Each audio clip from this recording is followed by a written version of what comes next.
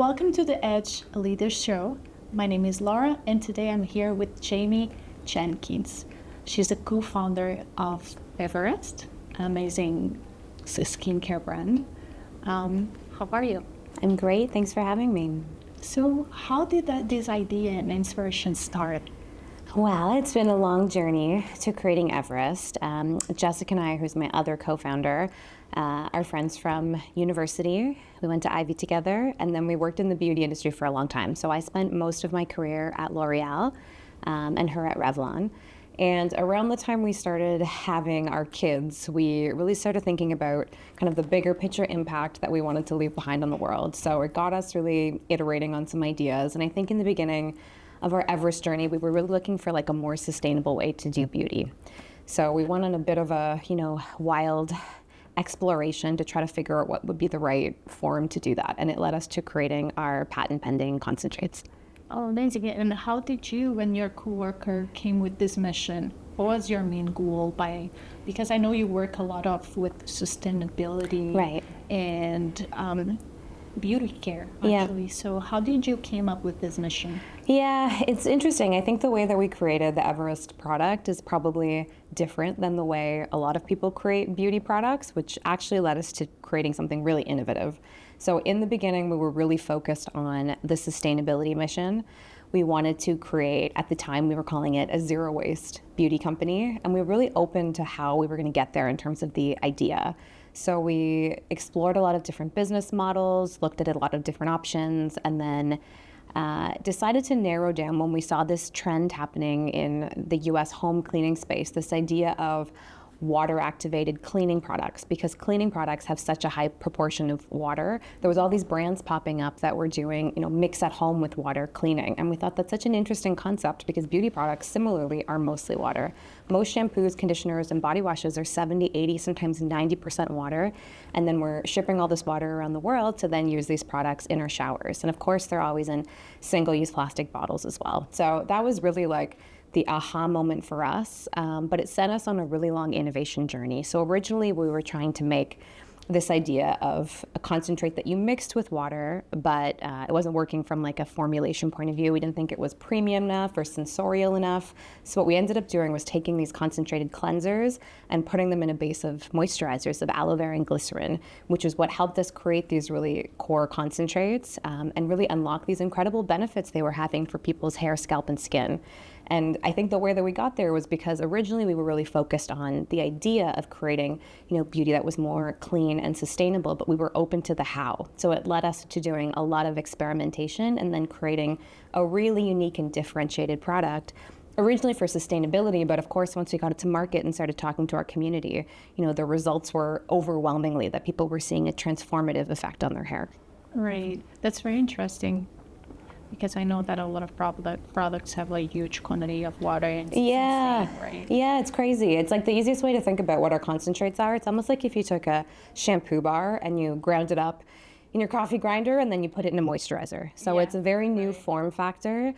They're like almost like really rich creams, so they're really beautiful to use, but it's very different. No one had created it before. So obviously with that comes a lot of challenges in manufacturing, but also explaining the product to customers and educating because it is very new. That's very interesting. I love everything about that. And you just mentioned you also have a hairline. Yeah. And you do have a sentence where hair care meets skin care. Yeah. What do you mean by that? Great question. So we're actually known most for our hair care line. So our shampoo and conditioner are our best-selling products. Right. And that's the way we've kind of leaned into explaining them. So as I said, in the beginning, we were talking very much about like waterless and concentrates and like, look how innovative these products are. And then after, being in market and really wanting to help people understand, we started talking more about what was in the products, which is these moisturizers versus what isn't, water. So that story of hair care meets skincare, which is truly what our products are, is really what helped us grow the brand, explaining it in this more intuitive way.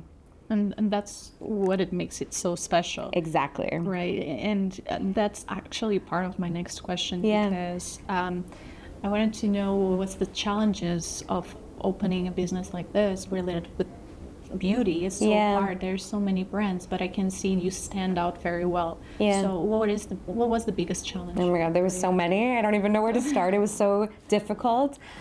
First on the innovation side, because like I said, like the way that most people create beauty products is not how we created Everest. Normally, you go to, most beauty is made by contract manufacturers or different like manufacturing partners. So you go to one of those and you say, I want to make something like this shampoo, but I want it to smell like this with this fragrance and maybe tweak some of the, marketing ingredients in there. That's usually how it goes. But what Jessica and I did is we came in when we said we want to create like a whole different way to create shampoo, which was so different and super challenging. And it took us a while to even find a partner that wanted to work with us. So that was like the first step of the challenge. And then the next challenge was obviously like figuring out how to manufacture these products, then how to manufacture them at scale, because nobody had ever done this before. They're really thick creams and they would break machinery when they were getting mixed, or they would be inconsistent in the beginning when we were scaling up the batches. So it was really, really difficult from a manufacturing point of view as well. Was the next kind of level of challenge. And then as we figured that piece out, really the challenge to our growth was what I mentioned before, was figuring out how to message these products in a way that was really intuitive, which is why hair care meets skincare was really what we leaned into and people really started to connect to. Especially we have like a really dedicated audience of, women in their 40s, 50s, and 60s who are finding their hair texture is changing. And these products, because they're 50% moisturizer, really make it super soft and silky after one wash. So they really have like a big benefit. And even people with like dry scalp, itchy scalp, or any like irritations, because there's so much moisturizer, it really makes a huge difference to them. And that's amazing. Thank you for sharing that. On the opposite side, so you had so many challenges. On the opposite side, how did you balance the aesthetics, the performance, and sustainability of these products? Yeah, it's really challenging. Like one of the things we say is there's so many things to talk about with Everest. It's hard. Right. That's one of our challenges. There's so many things we could say, but we needed to kind of pick a direction, which is where hair care meets skincare comes in. But it's choices, but at the end of the day, I think we're really fortunate because sustainability is why we started this company. So a lot of the foundational work was done, before we even launched. And that allowed us to just build on top of that. So even if we don't necessarily lead with that message as much anymore, that piece is still critical to Jessica and I. It's our why we're building this business, to create more sustainable options that are just better than what people are used to using, and to make sustainability sexy. And obviously to do that, we need to invest in design and brand marketing and growing the brand. So we're really lucky that we've got some incredible investors around the table to help support our growth and help us make those investments in brand, in innovation and R&D, in obviously like scaling the business to help us do it the way that we wanted to do it. Amazing. And as a leader that you are, through what you're saying right now, how did you build this culture? And also, what did you learn through all of this? All this experience building a brand, even in terms of person, can you share something about something you learned about it? There's like so many things. I feel like every day I'm learning. That's why I love this journey so much. I just love to learn and be challenged. And I think at every stage that your company's at, you're always going to be challenged. We've just come off this like incredible growth chapter of Everest. We're the fastest growing consumer brand in Canada, top 10 fastest growing company overall. So it's really helped us, get some awareness, but now obviously coming with challenges as we've scaled our team, we have to build out processes and go from kind of the scrappy startup mode to that next level. So I think a lot of the learning is just like mentally and kind of for, the mindset of leadership, making sure that you're also scaling your knowledge and your networks and your understanding as the business scales so you can keep up with the leadership that your corporation needs. How does it feel being named an RBC Startup finalist? It's an incredible honor. It's hard sometimes to like step back and like take stock of these things because Jessica and I are both so focused on like the day-to-day and the ins and outs of the business. So it's really nice to have a moment to just kind of look back on what we've built and feel a moment of pride. But at the end of the day, I heard something interesting the other day, which is the people that are the most like afraid of failure are also the ones who are most reluctant to celebrate their success. So I think we need to really force ourselves to take a moment and to appreciate the honor that it is to be nominated. You've been building so much your brand and you have so much to give. what are the plans for the future? What is your vision for the future? Do you have plans to expand a little bit in terms of countries? What is the plans? It's a great question. Yeah, we have huge ambitions for Everest. Our goal is always to make, sustainability sexy and like mainstream and just the obvious option. So right now we're really focused on Canada and the US, but of course we would love to take the brand internationally. We also are in the midst of doing a bit of a brand update in terms of the brand marketing, so that's really exciting. I think in the beginning we focused a lot on brand marketing and then pivoted to performance marketing to really scale, and now layering in that brand marketing again feels really special to do that next evolution of Everest 2.0.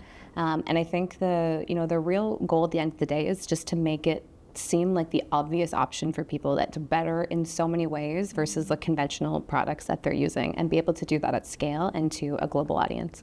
Oh, that's great. Thank you for sharing that. Is there any advice you would like to give to someone that is going through the same thing or is looking for more information about their own skin? Yeah. If there is anything that you would like to share? Sure. I feel like it can be, a rabbit hole if you want to go down, all the different hair care options and, why some ingredients are better than others. And it's important to choose high quality ingredients for your hair and your scalp. That's definitely one, conversation I could have for hours. But I think just in general, for anybody who's thinking of innovating in the beauty space, it's a really competitive and dynamic industry. So I would encourage, everybody who wants to explore there to really bring a unique point of view, and also to not be afraid to tell their own personal story, because I think that's what really helps people connect with brands. Amazing. Thank you so much. My pleasure. It was very nice to meet you. Likewise. Thank you so much, guys, and see you on the next episode of the Edge Leader Show.